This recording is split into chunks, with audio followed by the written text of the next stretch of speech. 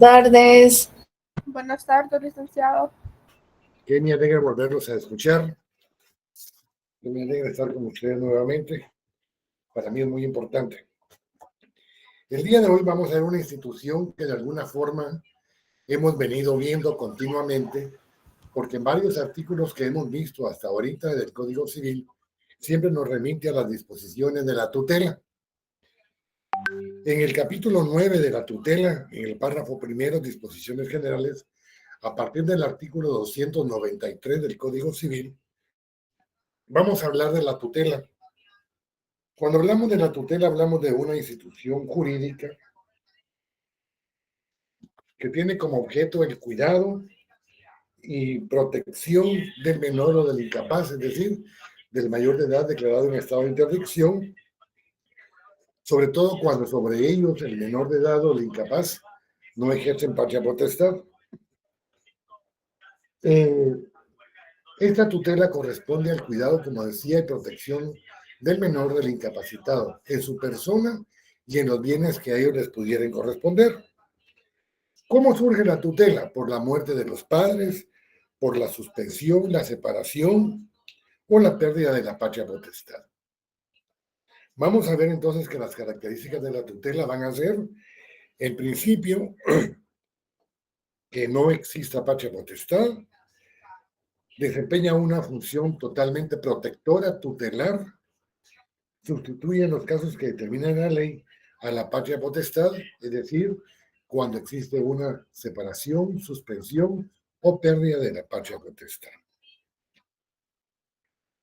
Desde el punto de vista del Código Civil, en el artículo 293, se nos indica al menor de edad que no se halle bajo patria potestad, que no se halle bajo, porque queda sujeto a la tutela para el cuidado de una persona y de sus bienes. También quedará sujeto a la tutela, aunque fuere mayor de edad, si el que hubiera sido declarado en estado de interdicción, si no tuviere padres. El tutor es el representante legal del menor o incapacitado. Por conforme lo dice el Código Civil, espérenme, voy a hacer algo ahí.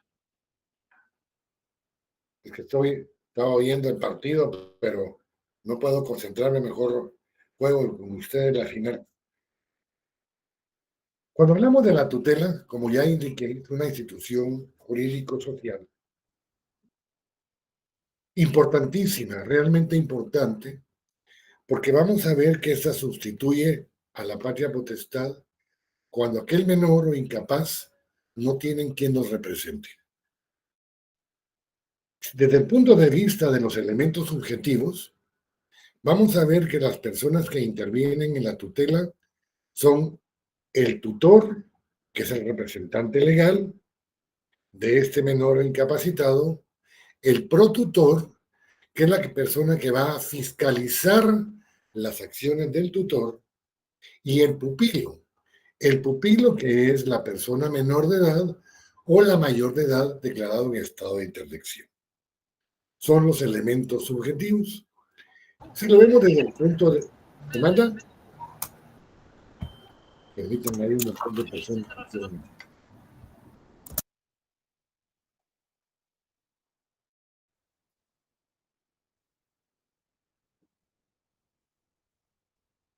Aquí estamos. Bien. Decía entonces que el pupilo va a ser la persona que vamos a representar. Licenciado Pesarosi, ¿hasta cuándo se le mira la face? Hola, Carlitos. Salud, provecho. Me estoy almorzando un cigarro ahorita.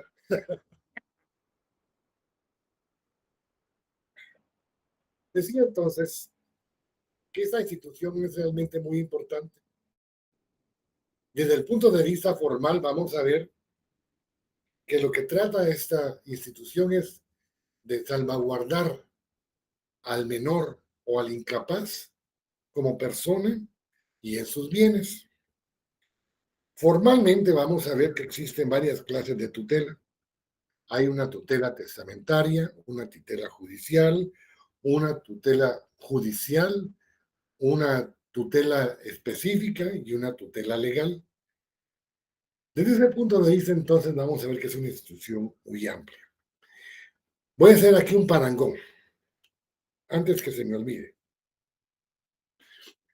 Algunas personas me han escrito y les agradezco muchísimo sus comentarios respecto del trabajo. Voy a poner un ejemplo de qué es lo que tienen que hacer. Hablemos de las primeras preguntas del primer parcial. Si hablamos de la capacidad, hay una capacidad de goce y una capacidad de ejercicio.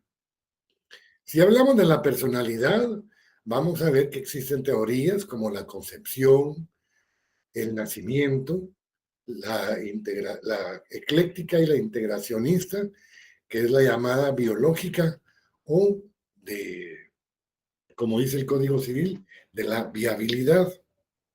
Ahí ya tienen varias instituciones. Si hablamos de la capacidad, tenemos que hablar que la capacidad de ejercicio se adquiere a los 18 años. Si hay una capacidad relativa, la tiene el menor de edad, sin embargo hay menores que son emancipados. Por ejemplo, una niña mayor de 16 años es emancipada en cuanto a poder reconocer a sus hijos sin la injerencia de sus padres. Podemos ver también que cuando hablamos de la capacidad de ejercicio, si ciertamente se adquiere a los 18 años, también tenemos que ver que existe la posibilidad de perderla a una persona mayor de edad cuando se declara en estado de interdicción. Entonces ya tenemos que hablar de la incapacidad y del estado de interdicción. Si hablamos de la ausencia, vamos a ver que hay una ausencia de hecho y una ausencia que es legal. Si hablamos de la ausencia, hay un trámite. La ausencia tiene sus propios elementos, sus propias características, sus propias doctrinas, sus propias definiciones.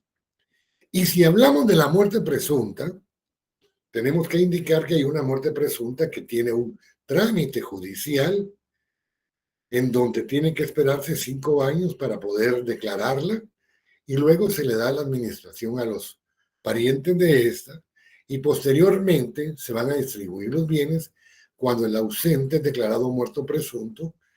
Entonces, como hay una muerte presunta, hay que delegar los bienes a sus parientes o a las personas que él hubiera nombrado en su testamento. Sin embargo, si la persona apareciera posteriormente, vamos a ver que existe la posibilidad de que regresen sus bienes a su haber y recupera todos sus derechos y todas sus obligaciones.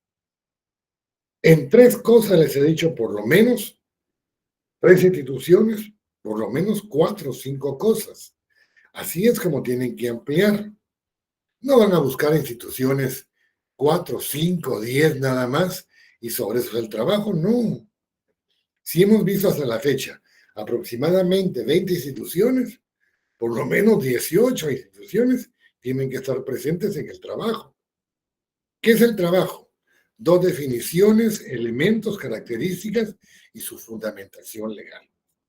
¿Cuándo se entrega? El último día de clases presenciales. O sea, estamos viendo, ¿verdad? Que no es un trabajo sencillo, no es un trabajo donde yo voy a regalar 10 puntos. Es un trabajo que ustedes, donde se van a ganar 10 puntos de zona. Y igual, como califico los exámenes, igual voy a calificar el trabajo. Voy a indicar, en el segundo parcial, hay mejores notas que en el primero. Por supuesto que sí. Y de hecho, todos subieron un poquito de promedio. ¿Saben cuál es la diferencia? Que ustedes suponen que yo tengo que entender lo que ustedes piensan. ¿Existe tal cosa? Sí, artículo tal. Sí que. Sí, o ¿por qué no me pone un patojo? ¿Por qué no qué? O sea, esas no son respuestas de un abogado. Uno dice sí, ¿por qué? Explica. Uno razona. Pero poner sí o poner no y el artículo, esa no es respuesta. Es una atrocidad. En plena audiencia, licenciado, se le indica si usted y su patrocinado tiene derecho a intervenir. Vaya. ¡Puchica! Y ya. Antes el juez, como ya hay un vaya, entonces le va a dar todos los beneficios a su patrocinado. No jodan. Uno tiene que explicar. Si ese es el conocimiento, la explicación, el razonamiento que uno va a dar. Hay algunos que tienen unas muy buenas respuestas, pero dos, Me tres. adhiero a las partes, diga. Carlitos, me adhiero a la parte de parte de defensora. Les voy a contar esa parte que dice Ricardo.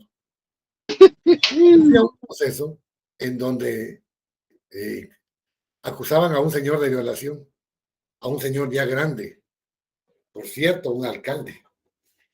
Y cuando comienza el proceso, no había delegación del Ministerio Público y en las últimas dos audiencias llega una delegada. Obviamente la delegada llega sin conocer el expediente, la nombraron hoy y mañana va a un debate de ese calibre, y viene pregunta de la Procuraduría General de la Nación, me adhiero a lo dicho por el Ministerio Público. Después de la explicación, a nosotros presentamos recursos de revocatoria. ¿Y qué indica la PGN? Me adhiero a lo dicho por el Ministerio Público. Bueno, pasa la primera audiencia, al siguiente día son las conclusiones. Y dice mi socio, que por cierto fue magistrado, estábamos los dos. Por favor, las conclusiones de la Procuraduría General de la Nación, y dice Romero, me adhiero a lo dicho por el Ministerio Público, pero todos lo vimos en la sala. Y hasta los jueces se comenzaron a reír y nos echaron del proceso. Y nos iban a seguir un proceso por abandono. Yo le digo, señora presidenta, perdón y con todo respeto, hágame favor, poder suspender al licenciado que me acompaña, porque fue el que dijo eso, yo no lo dije. Es más, si nos reímos, hasta ustedes se rieron, sáquelo a él, no me saque a mí. Es más, le dije, lo está abandonando, usted está pidiendo que salga de la sala. Por una broma, posiblemente le dije que no era en su momento, pero no estamos faltando respeto.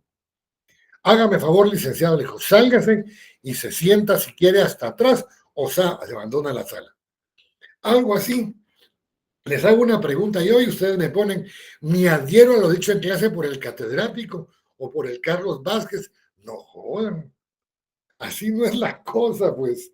Si la explicación es de ustedes para que yo la entienda. Algo de lo que estoy diciendo, algún comentario, fuera de la risa del licenciado Petarosi. Es cierto. Así pasa. Yo me quedaba así también y uno se queda así como, ¿qué onda que este? Sí, Carlitos, tenés razón. Me adhiero. Dios, Carlitos. Bueno, digamos con la institución. Ningún comentario en lo que he dicho para el trabajo. Bueno, perfecto. Si leemos en el artículo 294, dígame, Elizabeth. Buenas tardes, licenciado. Disculpe, solo tenía una consulta. Es que como yo no escuché, bueno, cuando fue lo del examen, yo llegué algo tarde y cuando pregunté por lo del trabajo me dijeron que ya lo había explicado. Pero tengo duda si las hojas en las que hay que realizarlo tienen alguna especificación de tamaño. Tamaño físico y a mano, por favor. Y puede ser a líneas o a cuadros Como o como... usted quiera. Que sean tamaño físico y que sea todo escrito a mano, por favor, con su letra. Y se lo tenemos que entregar en algún folder. Si usted gusta en un folder, sino que vengan debidamente engrapadas, ¿verdad? Como usted guste. Bueno, y Es mejor con gancho, Carlos. Es mejor con ganchito. Bueno. Solo con gancho, sin folder. Bueno. Bueno, y última consulta, disculpe, licenciado. Al contrario, ¿Debe llevar carátula, índice, introducción o no es formal? No, mire, obviamente carátula sí, ¿verdad? Tienen que ponerme la clase, su nombre completo, su carné, su sección, sea una carátula. Miren, muchachos, ahí se recuerdan que son universitarios, no son patojos de los básicos, ni de preprimaria, ni de primaria. Entonces entreguen un trabajo de acuerdo a las circunstancias universitarias. No me van a entregar un mamarracho, porque yo hasta eso cuento, pues. O sea, las cosas tienen que ser en orden, lo mejor presentable posible. ¿Por qué? Porque son 10 puntos de zona. Una y la otra es, si alguien me va a entregar un trabajo, aunque lo haya hecho con ahínco, en computadora o a máquina, no lo acepto. Tiene 0 puntos. Tiene que ser a mano, con su letra. La letra que hacen en los exámenes, por favor. ¿Por qué? Porque les cuento yo por qué fue por letra, porque es y no en computadora, Carlitos. Porque en notariado los trabajos antes se entregaban en computadora y hubieron patojos que entregaron el prontuario de notariado y habían 20 trabajos iguales, solo las firmas cambiaron. Entonces se prohibió hacer trabajos a máquina. Por eso es a máquina o en computadora. Ahora todo es a mano. Gracias. No es que seamos retrógradas, ni que estemos todavía en la época paleolítica, sino es porque ustedes estudien y trabajen. Bueno, decía entonces si vemos el... dígame, por favor, Josué. Licenciado, buenas tardes. Solo disculpe. Por ejemplo, si agarramos como la institución de la personalidad, siempre le agregamos elementos y características, ¿verdad? Claro. Sí, ¿pueden ser todas las encontremos o les ponemos como unas 5 o 3? Yo iba a colocar todas, pero realmente no sé si así es como... No, Sería mucho, no sé. pongan las más importantes.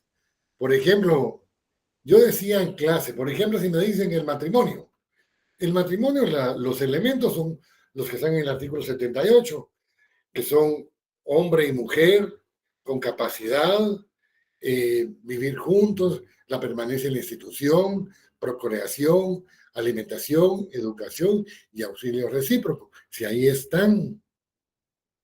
Si en algún artículo no están las características, ustedes las que van a buscar miran si están inmersas o tácitamente indicadas en el Código Civil.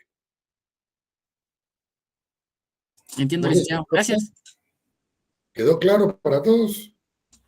Bueno, artículo 294. Vamos a ver aquí en este artículo que la tutela es personal e indelegable. Es decir, es intuito persona. La tutela se ejerce por un tutor y un protutor, cuyos cargos son personales y no pueden delegarse, pero pueden otorgar mandatos especiales para actos determinados. Por ejemplo, ¿qué sucedería si el tutor tiene que irse de viaje, pero tiene que pagar el colegio del tutor, la luz, el agua, el internet, el cable, etcétera, la comida, etcétera, etcétera? Va a estar en el extranjero, no va a poder hacerlo. Entonces puede darle un mandato a una persona para que cumpla con esas funciones. No le está delegando la tutela, sino para que cumpla ciertas funciones para que él no va a estar totalmente capacitado para poderlo hacer por alguna razón extraordinaria. En el artículo 295 dice que la tutela y protutela son cargos públicos y cuyo desempeño están obligadas todas las personas que se encuentren en el pleno goce de sus derechos civiles. Entonces podríamos decir, ¿qué sucedería si una persona no puede tomar ese cargo como un cargo público que es personal indelegable? ¿No puede excusarse? Claro que sí. Si nos vamos al artículo 317 de este mismo código, dice excusa. Pueden excusarse de la tutela y protutela los que tengan a su cargo otra tutela o protutela, los mayores de 60 años, los que tengan bajo su patria potestad 2 o más hijos, las mujeres, las que por sus limitados recursos no puedan atender el cargo sin menoscabo de su subsistencia, los que padezcan de enfermedad habitual que les impida cumplir los deberes de su cargo y los que tengan que ausentarse de la República por más de un año. En el artículo siguiente, Los que no fueren parientes del menor o incapacitado no están obligados a aceptar la tutela y protutela si hubieran sido llamadas por la ley, que no tengan excusa o impedimentos para ejercer aquellos cargos. Expliquemos algunos de estos incisos del artículo 317. ¿Por qué los mayores de 60 años? Porque perdemos ciertas habilidades, porque tenemos que tener a nuestro cargo a un menor o a varios menores de edad o en su defecto a una persona incapaz. Y es muy difícil, realmente es muy difícil. Los que tengan bajo su patria potestad 3 o más hijos, piensen, aparte de los hijos, tener que atender a otra persona con lo difícil que son los hijos. Piensen en ustedes cómo son de difíciles. Y esos que ya son mayores de edad. Cuanto más cuando eran chiquitos, ¿verdad? Que jodían de un hilo, que no tenían paz ni paciencia, no tenían en qué momento de estar quietos, sino por el contrario, era aquella inactividad. Y aparte de los hijos, tener a otra persona más. O por ejemplo, en el 4 dice las mujeres. No es menoscabo de las mujeres. ¿Se recuerdan ustedes que hablamos de que nuestro Código Civil es viejito? De esa cuenta, en aquel entonces, en los años 1963, 60, los años 60, 70 todavía, las mujeres lo que tenían eran deberes de amas de casa. No muchas trabajaban, no muchas tenían estudio, todavía estaban relegadas a la representación del macho, del hombre todopoderoso. Por eso es que de alguna manera se fue reprimiendo a las mujeres. Actualmente ya no es así, por supuesto. Ya los mismos derechos y las mismas obligaciones tenemos hombres y mujeres. Pues aquí debería poner las mujeres y también los hombres, ¿verdad? Que hay unos que no pueden ejercer el cargo. En el artículo 296 del Código 296 habla de las cárceles de tutela. Recordemos que ustedes en Introducción al Derecho vieron lo que era la tutela o la parte del dativo. Cómo era que algunas personas tenían la posibilidad de representar a menores de edad no siendo los padres. Acá nos indica que la tutela en principio ordinariamente puede ser una tutela testamentaria, legítima y judicial.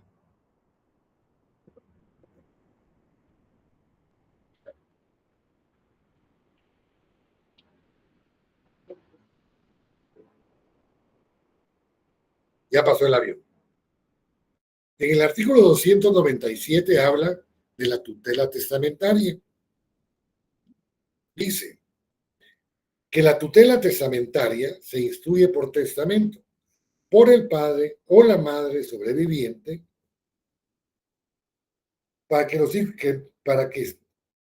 los hijos que estén bajo patria potestad, por el abuelo o la abuela, para los nietos que estén sujetos a la tutela legítima, por cualquier testador, para que instruya heredero o legatario, si éste carece de tutor nombrado por el padre o la madre, y de tutor legítimo, por el adoptante que designe heredero o legatario a su hijo adoptivo. Veamos esta parte. En principio vamos a ver que la tutela puede ser testamentaria. Vámonos por favor al artículo, si se me olvidó, 935, por favor. En el artículo 935 dice, título 2 de la sucesión testamentaria, capítulo 1, disposiciones generales, artículo 935, concepto de testamento. El testamento es un acto meramente personal y de carácter revocable, por el cual una persona dispone del todo o de una parte de sus bienes para después de su muerte. De esa cuenta, entonces, cuando se instituye la figura de la tutoría dentro de un testamento, habrá que indicar si el testamento fue hecho por el padre o la madre sobreviviente para los hijos que estén bajo su patria potestad o por el abuelo, la abuela, para los nietos que estén sujetos a la tutela legítima. Si no existe una tutela testamentaria, entonces nos tenemos que ir, conforme a este artículo,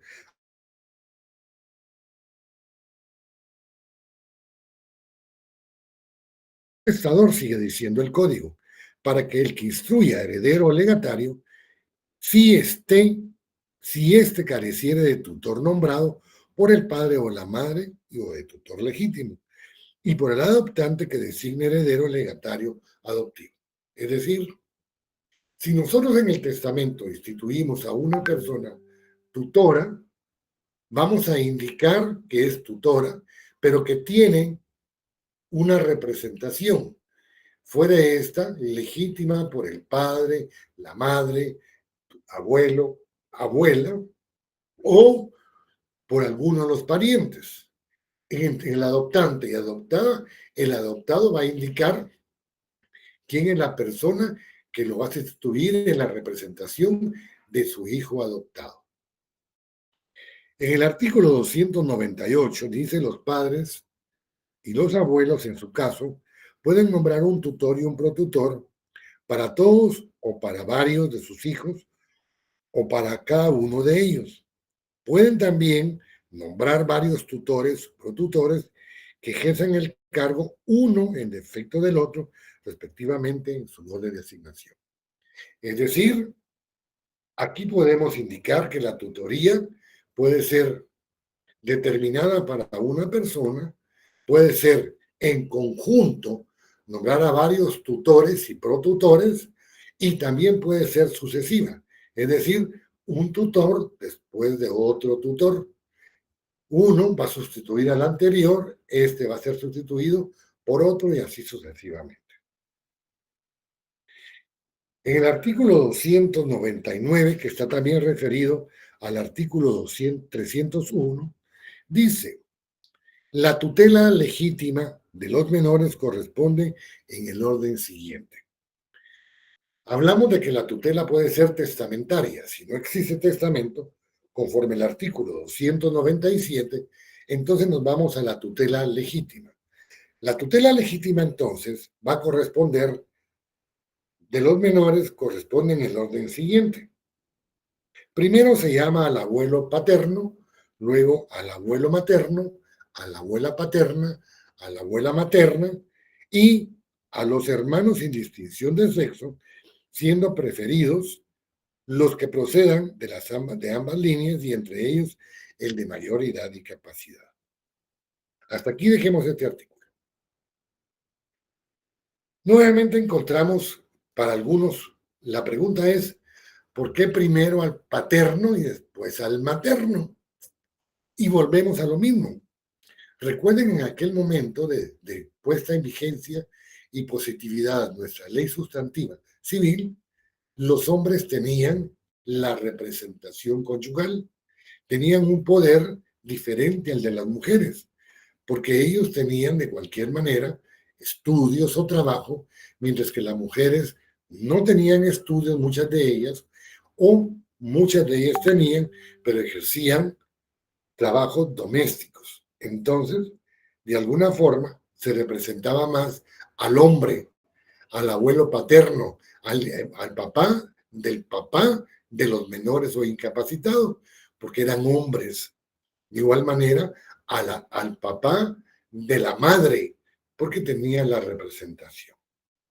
Luego vemos de que en cuanto a los hermanos, que está en el numeral 5, dice que a los hermanos que procedan de ambas líneas, es decir, que sean hermanos de papá y mamá, no que sean hermanos consanguíneos o hermanos uterinos, sino que sean hermanos de la misma, de ambas líneas, es decir, de papá y mamá. ¿Podrían los padres, los hermanos, ya sean consanguíneos o uterinos, tener la posibilidad de la tutela? Claro. Si logran demostrar y justificar que tienen mejores capacidades, por supuesto que pueden hacerlo. Luego dice el último párrafo del artículo 299. La línea materna será preferida a la paterna para la tutela de los hijos fuera de matrimonio.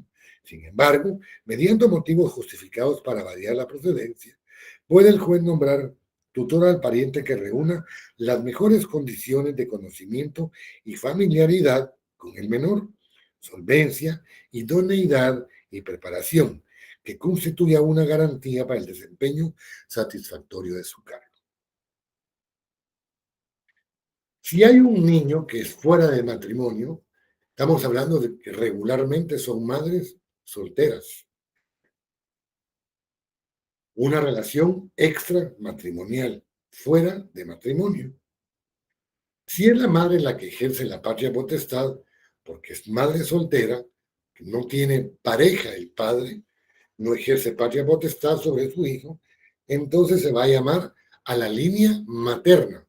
¿Por qué? Porque con las que tienen mejor relación el menor o incapacitado que con la paterna que no conoce, posiblemente. Ahora bien, dice, sin embargo, mediando motivos justificados para variar la procedencia, es decir, el juez tiene sana crítica, tiene conocimiento. Si hay acontecimientos que indiquen que una persona pariente fuera de la parte materna podría cumplir con estos derechos y obligaciones, entonces se le puede dar a él la posibilidad de representar a estos menores o incapacitados. ¿Qué es lo que va a ver el juez en ese momento? Primero, que reúna las mejores condiciones de familiaridad con el menor, que tenga ese acercamiento. Pero aparte de eso, que sea una persona solvente, idónea y con preparación. ¿Por qué? Porque tiene que representarlo en muchos acontecimientos de la vida del menor o del mayor declarado en estado de interdicción. ¿Y por qué se pide esto? Porque va a ser una garantía. El menor va a tener la posibilidad de estar con alguien que reúna muchas condiciones para beneficio suyo. Artículo 300, por favor.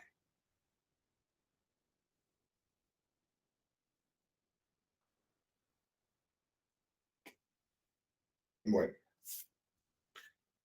La tutela judicial procede por nombramiento de juez competente cuando no haya tutor testamentario ni legítimo. Para este efecto, la Procuraduría General de la Nación y cualquier persona capaz deben denunciar a la autoridad del hecho que da lugar a la tutela no provista. Para la designación de la persona de tutor, el juez deberá tomar en cuenta las circunstancias que menciona el artículo anterior, es decir, idoneidad, capacidad, preparación, etcétera, etcétera.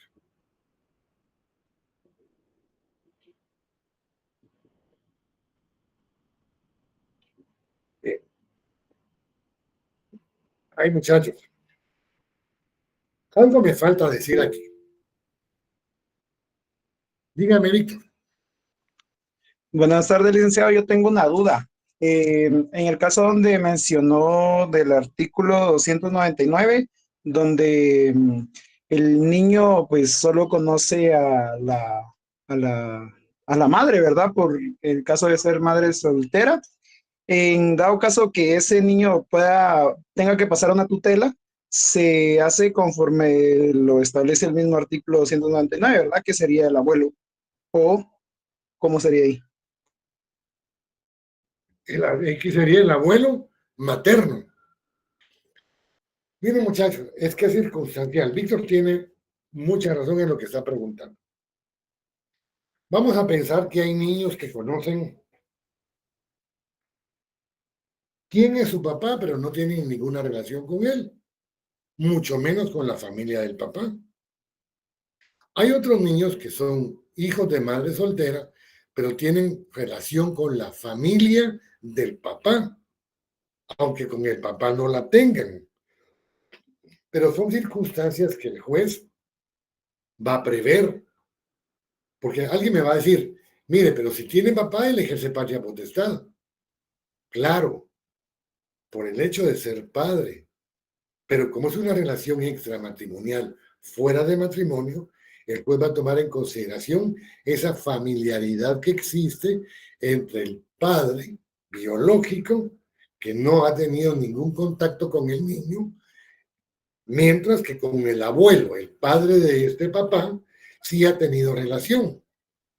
Y pensemos que la madre no tenga familiares, entonces el padre del papá, valga la redundancia, podría pedir la tutela legítima.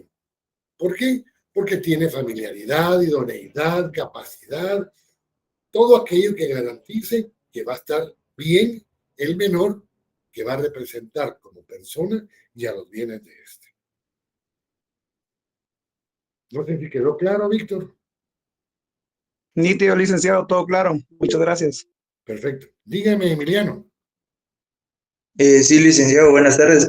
Solo con una pregunta, no sé si, es que ya no sé si me recuerdo o tal vez no lo haya dado, pero ¿qué pasa, por ejemplo, si una persona, por ejemplo, el primero del artículo 299, el abuelo paterno, se niega a ser tutor del niño? Digamos, ¿cómo podría decirlo yo? No, Hay una no se inhibición. va a excusar. No puede negarse, puede excusarse, que es diferente. Para excusarse tiene que justificar y el Código Civil indica en 6 o 7 incisos cuándo es que puede excusarse esta persona. Ya me quedó claro. Gracias. Bueno, algo se me olvidó. Bueno. Artículo 301. Tutela de los declarados en estado de interdicción.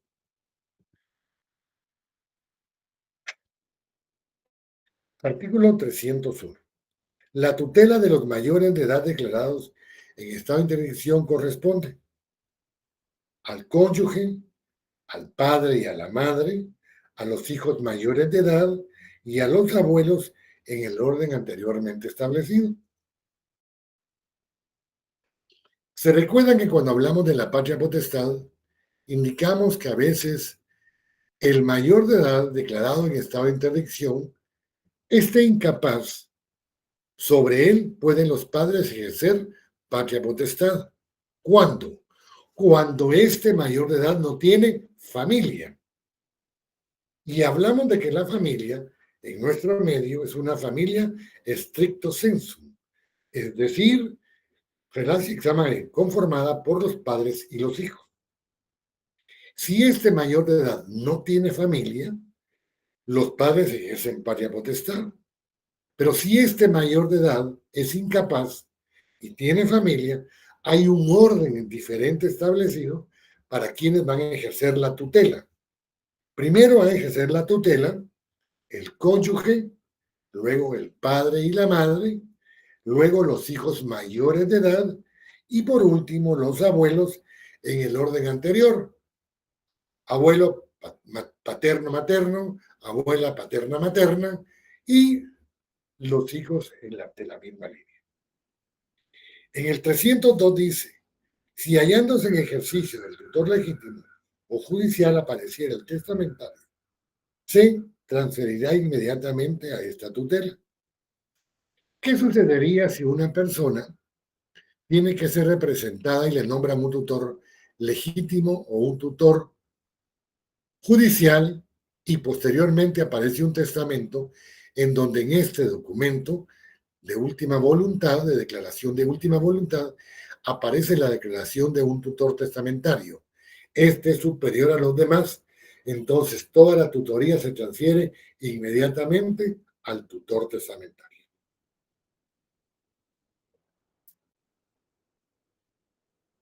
Artículo 303, derecho de los menores que han cumplido 16 años. Es decir, aquí hay una emancipación de los menores de edad. A los menores que hayan cumplido la edad de 16 años, debe asociarlos el tutor en la administración de los bienes para su información y conocimiento. Y si careciera el tutor legítimo, tendrá derecho a proponer candidato entre sus parientes llamados a la tutela legítima. Y a falta de estos, a personas de reconocida honorabilidad que reconozcan tutela judicial. Vamos a pensar que se mueren los papás de un niño que tiene 16 años y 3 meses, pero no dejaron declarado quién iba a ser tutor. Entonces se le va a nombrar a un tutor legítimo. Él puede indicar quién de sus parientes considera que puede ser su tutor. ¿En virtud de qué? De la familiaridad, idoneidad, etcétera, etcétera. Honradez, capacidad, sobre eso. Entonces, el niño puede proponerlo. Ahora bien, si no quisiera un pariente, puede nombrar a una persona externa a sus parientes para que lo nombren como tutor judicial. Miren, mucha, dice el patojito, yo el que he visto que toda la vida miró por mí fue a mi padrino. Él quiero que sea mi tutor. Y posiblemente el padrino no sea su pariente. En su momento fue amigo de sus papás o cualquier relación, pero él nunca abandonó la relación. Podría este ser nombrado, siempre que tenga mayor familiaridad y idoneidad y demás. Dígame, licenciado Pesarosi. Una pregunta, Carlitos. Hay una muchacha que tiene su hija, pero ella, la mamá, o sea, vamos a ver cómo le voy a explicar. Los papás, los que tienen la tutela, no son nada directamente de la muchacha, pero pidieron la tutela, ¿cómo se llama? El problema es que ella quiere dejar un documento por si le pasa algo a ella, que le queden a los tutores de ella que fueron cuando fue menor. ¿Se puede? ¿Verdad que no? ¿Qué edad tiene ella? Ella tiene 23 y la niña tiene 4. La O sea, madre ella ya, siendo mayor, ella se la dieron a una familia y ella la crió esa familia, pero no son nada consanguíneamente. Pero ella se los quiere, si le pasa algo, quiere dejar un documento para que la familia, que ella fue la que le hicieron la tutoría, que con la niña, pero es verdad que no se puede. Legalmente no. Tan así, muy jalado, ¿va? Y el papá no quiere que el papá lo reconozca, ¿va? Entonces es algo complicado en esas circunstancias, ¿va? Ahora, lo que sucede es, si es en cuanto al patrimonio de ella, puede dejarlo en testamento, no hay ningún problema. Eso fue lo que le dije, en testamento, que es más fácil. Claro. Y en todo caso, podría mencionar que como la niña, si ella falleciere, queda sin padres, que entonces, si ellos desean, que la adopten, siendo ellos como la primera familia, con las posibilidades Con las posibilidades de cómo se llaman, familias activas. en cuanto a lo que es la posesión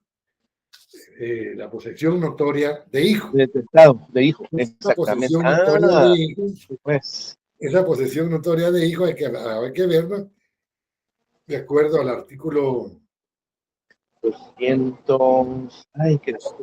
233, creo que es. Ajá, algo por ahí. Es la posesión notoria de hijo. De hijo, ajá. Aquí está posesión notoria de Estado, 223. Ahí podría ellos solicitar la adopción tomando en cuenta que hay una posesión notoria de hijo. Ah, ok. Sí, pues. Y vieron muchas veces preguntas de examen que la dio el licenciado Pesarosi. Es que así, los casos en la vida real así son, entonces uno tiene que cranear a ver qué le dice el cliente, ese es el problema. Gracias, Caritos. Adiós. 304. Protutor. El protutor intervendrá en las funciones de la tutela para asegurar su recto ejercicio. La designación del protutor se hará de la misma forma que la del tutor puede recaer en los parientes del pupilo o en personas o en otras personas, siempre que reúnan las condiciones de notoria honradez y arraigo. ¿Cómo se nombra al tutor y protutor?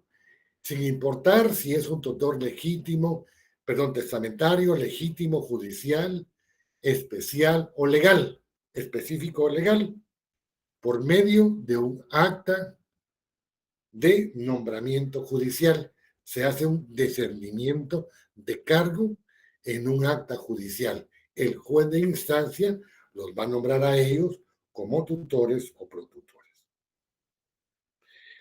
Tutores específicos, 306. Cuando hubiere conflicto de intereses entre varios sujetos de la misma tutela, el juez los nombrará tutores específicos. Vamos a pensar que Fátima, Elizabeth y Emiliano tienen como tutor al licenciado Pesarossi. Pero vamos a pensar que Emiliano no quiere estar con Ricardo Pesarossi. Entonces viene y dice, señor juez o la Procuraduría, yo no quiero que el licenciado sea ya mi tutor, quiero a otro. Perfecto, dice el juez, entonces le vamos a nombrar un tutor específico a Emiliano, que puede ser cualquier otra persona, de forma legítima o judicial. Y ese segundo sería el tutor específico. El artículo 307. Mientras no se nombre tutor y protutor y no se desciernan los cargos, el juez de oficio o a solicitud de la Procuraduría General de la Nación deberá dictar las providencias necesarias para el cuidado de la persona de menor incapacitado y la seguridad de los bienes.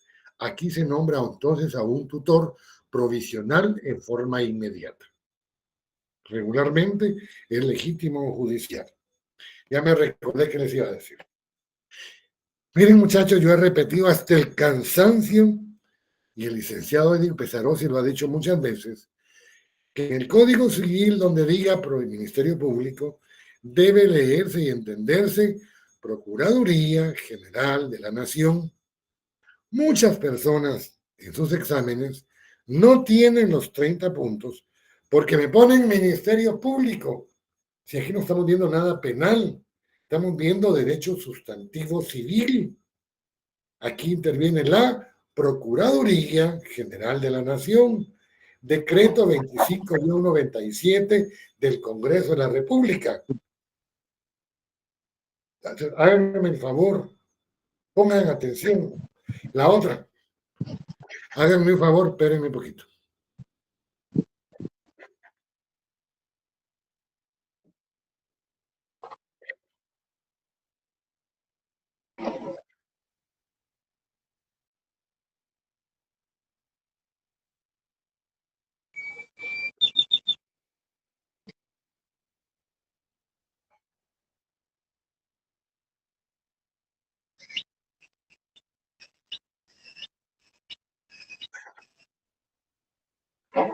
Háganme un favor.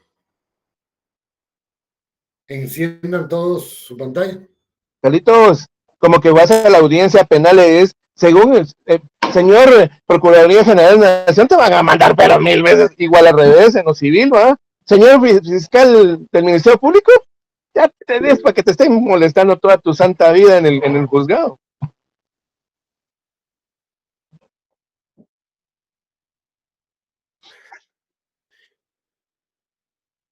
Muchachos, voy a repetir.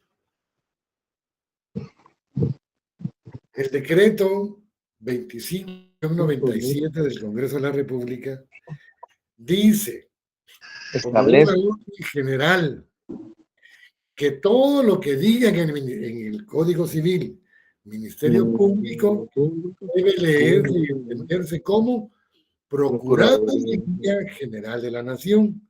No es que su código esté malo.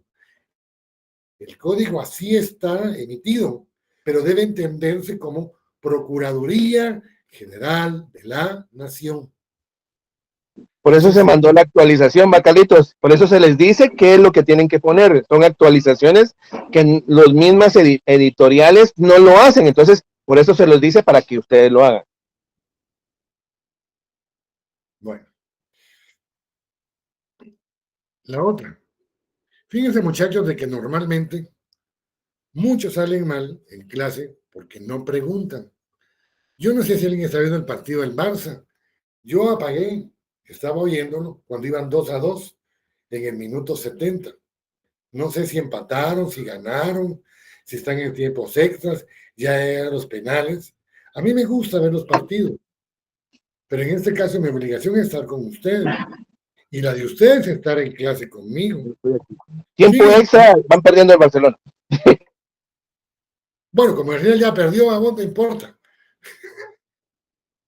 Bueno, en todo caso, por favor, pongan atención. Yo no creo que no haya ninguna duda de todo lo que estoy diciendo. Yo no soy tan cabrón como para que explicar también para que no tengan dudas. o ustedes son tan inteligentes para no tener ninguna duda, o ambos somos babosos, ustedes para entender y yo para dar mi clase. Entonces, para que no hayan esos inconvenientes, pongan atención, traten de examen si hay alguna duda, de preguntarla. No importa, de las dudas es donde más aprendemos. Bueno.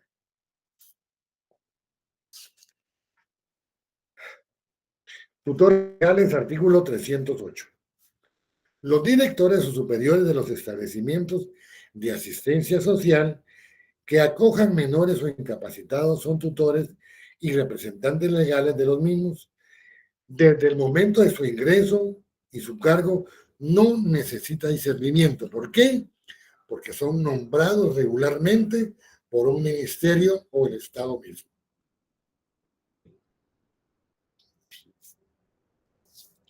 En el párrafo 2, inhabilitación y excusa de la tutela.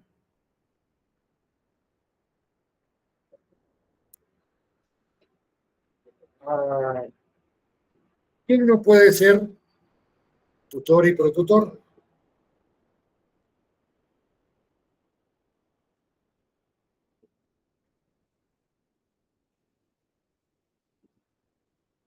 Regularmente la gente piensa de que la persona que van a representar son personas que la doctrina llama como menti, como capti, como menticati, como mentecato, o tonto, imbécil o incapaz. En el derecho romano vimos esa parte, que la tutela era como declarada para las personas imbéciles o tontas o locas.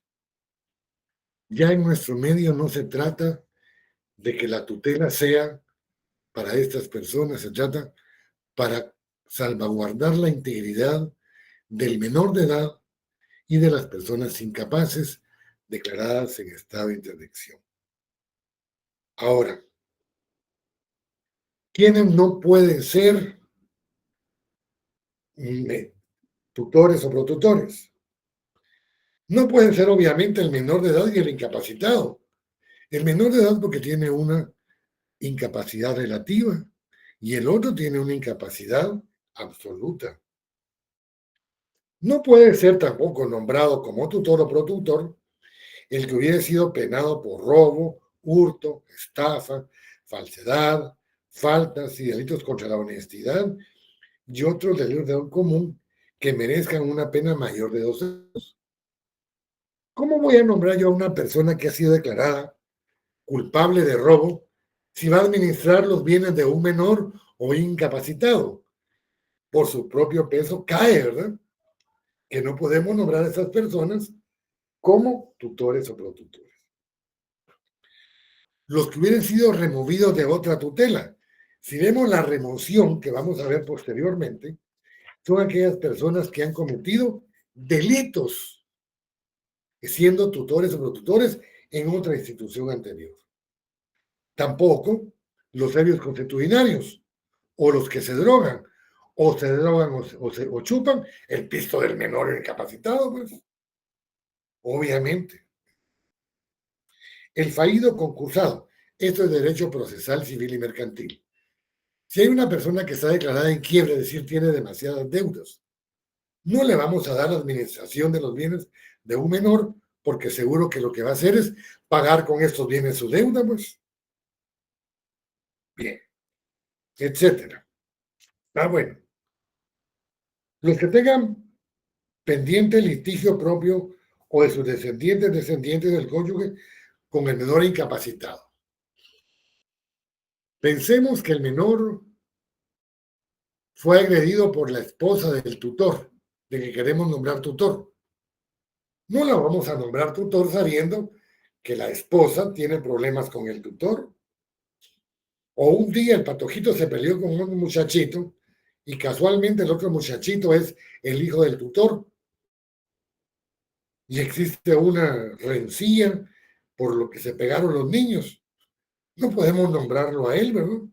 Porque de cualquier manera no va a tomar las acciones que le son propias como tutor. ¿Cómo se remueve a un tutor? 316. Los que demuestren negligencia, ineptitud, infidelidad en el desempeño de su cargo. Es decir, cuando exista cierta culpabilidad. Ya en derecho penal, ustedes con el doctor de Matabela vieron que la culpabilidad está vinculada a la negligencia, impericia o imprudencia. La excusa de ejercicio de la tutela. En el artículo 319 habla de que tanto el tutor como el protutor entran a sus cargos siendo, después de haber discernido el cargo, un juez como tutores y protutores. Estos tienen la obligación, de acuerdo al artículo 320, de hacer un inventario de la administración e indicar la representación que han tenido del menor o incapacitado dentro de los 30 días siguientes a emitir el cargo. Es decir, son tutores, tienen que hacer un inventario de qué es lo que van a representar. Y anualmente van a indicar también, por medio de un inventario, cómo han administrado los bienes del menor o incapacitado. En el 321 se habla de la constitución de una garantía. Tanto el tutor como protutor tienen que dar una garantía. Esta garantía puede ser una garantía inmobiliaria, es decir, una hipoteca de una propiedad que tenga el valor de las propiedades que van a administrar de los menores, y si no tuvieran una fianza fiduciaria, es decir, una fianza comprada en un banco. Tanto el protutor como el protutor quedan solidariamente obligados por las pérdidas o deterioro que pudieran haber hecho de los bienes del menor o incapacitado. ¿Qué significa solidariamente? Si uno ejerce la tutoría y otro lo que hace es el protutor verificar que cumpla las funciones debidamente, el tutor, y si hay un bien que se deteriora o se pierde por negligencia, impericia o imprudencia, ambos tienen que pagar el bien del menor, porque ambos están ligados para la custodia de aquellos bienes.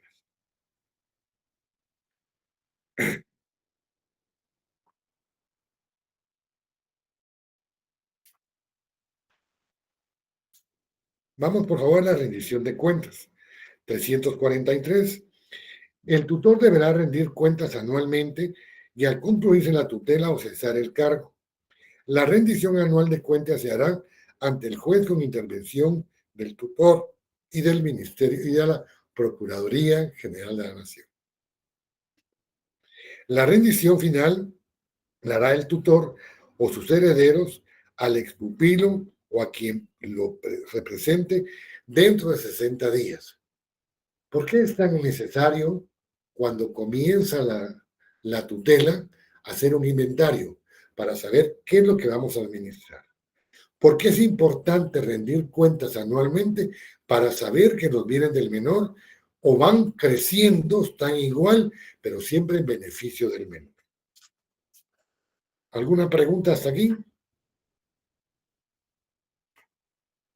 Licenciado, en caso de que los bienes del menor hayan ido, pues, o sea, se hayan perdido, si lo podemos decir así, o que no hayan sido como multiplicados, ¿qué es lo que pasa en esos casos? Y si el tutor está en la obligación de hacer, por decirlo así, más riquezas en favor del menor.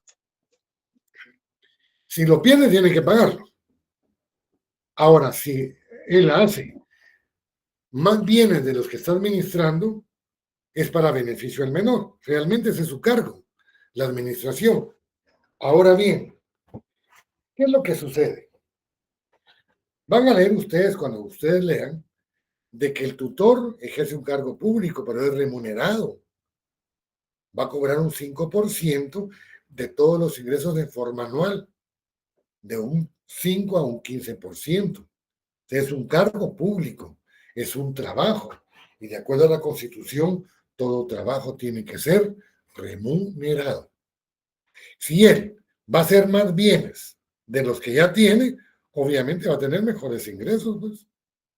La ley misma lo faculta para eso. ¿Alguna otra pregunta?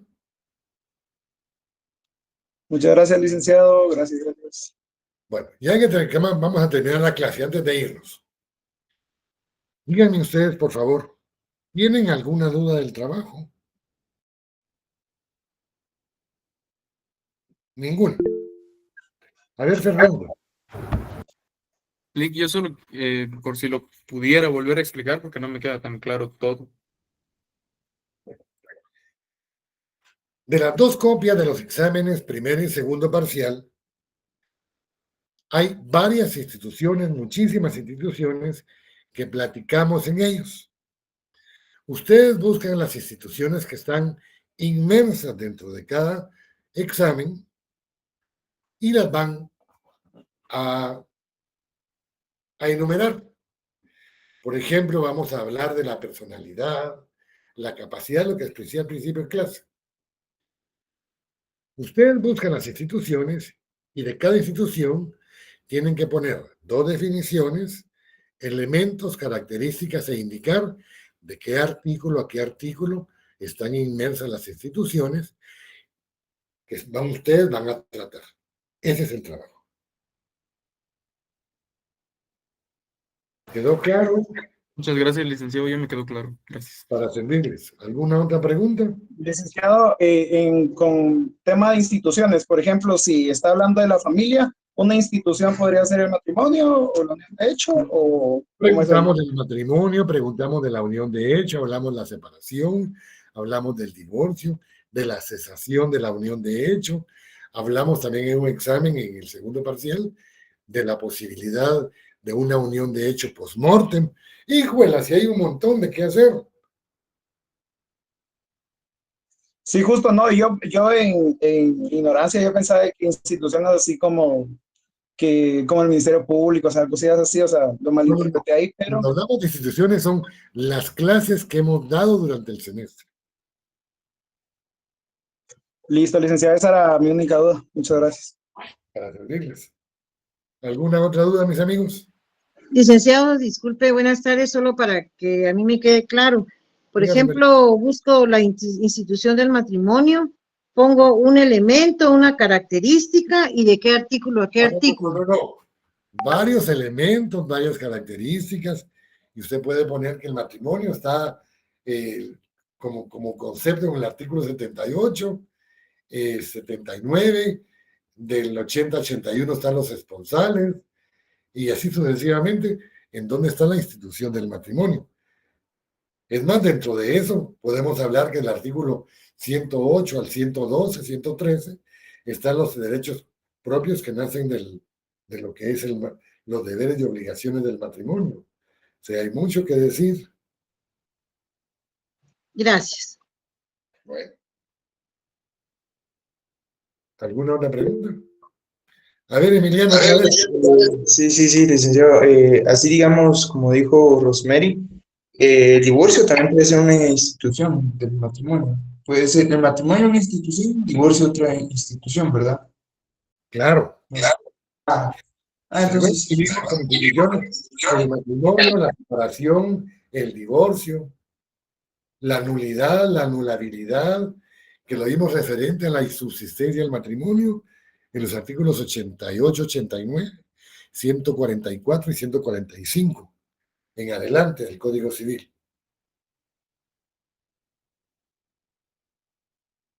¿Más preguntas? Bueno, si no, a ver. Licenciado, los esponsales también entran como institución. Sí, lo vimos por separado, en el artículo 80. Vimos que son aquellos pactos que hacen por un futuro matrimonio sin obligación de contraerlos, pero sí con la obligación de restituirlos cuando estos son registrables. Annelies.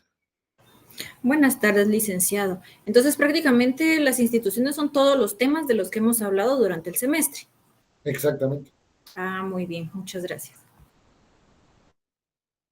¿Alguna otra pregunta? Bueno, el día próximo vamos a ver lo que es el parentesco y si nos da tiempo vamos a ver los alimentos. En cuanto al parentesco, si pudieran leer un poquito sobre ellos, a manera de que sea más fácil poder entenderlos, realmente son poquitos artículos, son 8 artículos. Otra voy a Stephanie, son 8 artículos que los voy a relacionar con bastante posibilidad rápida, y de ahí vamos a ver lo que son los alimentos entre paréntesis. Para que nos quede la semana siguiente, que es la última presencial, la adopción y lo que es el patrimonio familiar. Dígame, Stephanie. Buenas tardes, licenciado. Entonces solo serían las definiciones, elementos, características y fundamento legal. Solo sería. Exactamente. Así es. Muchas gracias. Vaya. Qué gusto que me pregunte, Stephanie. Gracias. Gracias a usted. A ver, Ilse. Lick, una pregunta, o sea que la entrega del trabajo sería para la próxima semana. El día que nos toque clase con ¿Cuándo es el usted. último día que tenemos clase presencial? O hagámoslo más fácil. Le voy a dar, para que haya mejores trabajos, me voy a obligar yo más. Me lo entregué el día del examen final, pero me van a ir entregando el examen con el trabajo y voy a verificar si es la misma letra. Si no es la misma letra, automáticamente les pongo 0 en el trabajo. Entonces quedemos así. El día de la entrega del trabajo es el día que nos examinemos de derecho del último examen final. Pero me van entregando trabajo con examen. Y yo voy verificando letras. Si la letra no es la misma que aparece en el examen y en el trabajo, automáticamente tienen 0 en el trabajo. Carlitos, decirles que no hay extemporáneo del extemporáneo del extemporáneo. No hay. Ahí sí no hay. No se puede. Licky, ¿usted ya sabe cuándo es el examen? El junio, mayo, a finales de mayo, ¿va, Carlitos? Más o menos. Ahorita le digo, espéreme.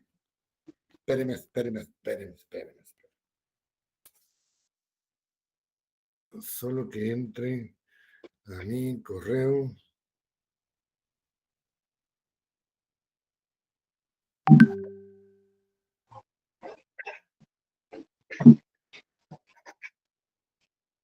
Lick, disculpe, ¿y esos 10 puntos son del segundo parcial o ya final? Son extras de zona, son extras de zona. O sea, el examen segundo parcial solo vale 30 puntos. Ahí está, ¿ves? Ahí está. Oh, está fácil. Entonces de la segunda nota faltan 10 puntos. Faltan 10 puntos del segundo parcial, sí. Gracias, Lick. Fíjese que todavía no tengo nada aquí nombrado.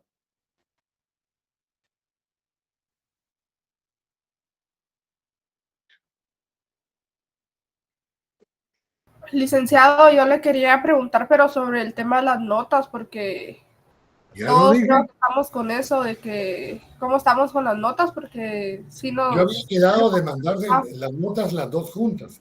Y se las voy a mandar sobre 60 puntos. Los 10 que faltan son del trabajo. Ajá, es que como usted el día del examen nos dijo que los iba a mandar el jueves de la semana pasada. Entonces, pero no lo puede mandar. Lo que sucede es que, como cosa extraordinaria, hay algunos que escribieron como locura. No sé cómo le hicieron para escribir tanto y otros poquito, pero la gran mayoría me puso muchas cosas. Y hay otras, que es la otra. Yo no sé qué les ha dicho que el universitario tiene mala letra. Hay exámenes con los que me paso hasta 10 minutos tratando de ver la letra. No, muchachos, traten de hacer por lo menos buena letra, porque van a ver que en otros semestres el catedrático que no entiende les pone 0. Y cuando, Lick, mire, perdón, no entendí el examen. ¿En qué examen tiene 0? Porque no entendieron. Dígame, Ilse, ¿tiene alguna pregunta?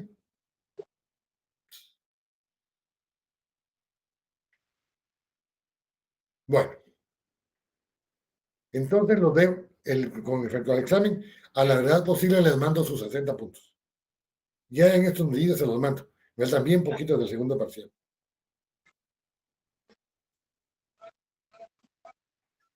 Gracias, licenciado.